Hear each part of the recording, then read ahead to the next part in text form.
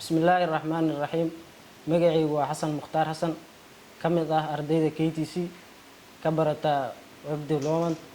sidoo kale waxaan ahay arday dhigta jaamacadda Jamhuuriyadda University of Science muddo dhiganayna 2 bilood waxaan baranay HTML and CSS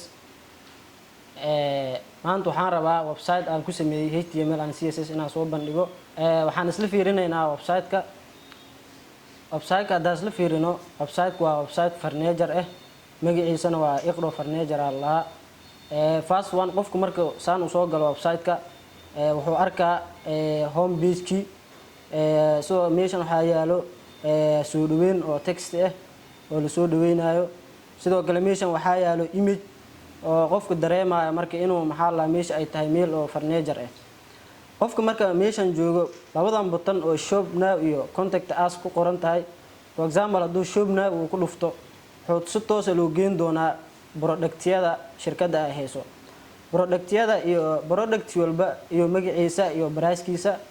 marka product-ga uu rabo markaas wuxuu dhihi doonaa ama dhihi kara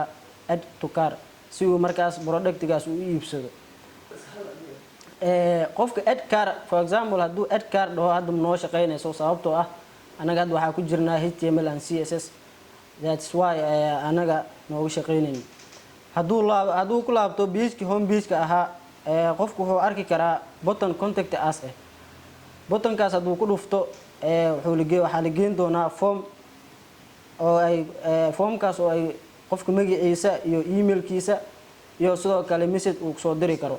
anagoo ka faa'iideysayno HTML qofka haduu for example message uu diro uu qoro ma diri karo sababtoo ah waxa leeyahay please fill out this file waa inuu magaciisa geliyaa taasna waxa ugu faa'iideysanay HTML hadaan ku laabano sidoo kale head section-ka ayuu mid walba u dultagi karaa haduu shop uu tago waxa la geyn doonaa qaybtii product-yada about haduu ku dhufto wuxuu arki karaa shirkadda waxyaabaha ay ku saabsan tahay inay tahay shirkad oo modern ah iyo style furniture ah for example haduu ku dhufto meeshan service ah wuxuu arki karaa adeegyada shirkadda ay bixiso inay tahay customer furniture delivery service interior design assembly and support meeshan ugu dambayso oo ah contact-ga waa meeshii oo qofka kala xiriiri karo inuu magaciisa geliyo magaciisa ku qoro for example haduu magaciisa geliyo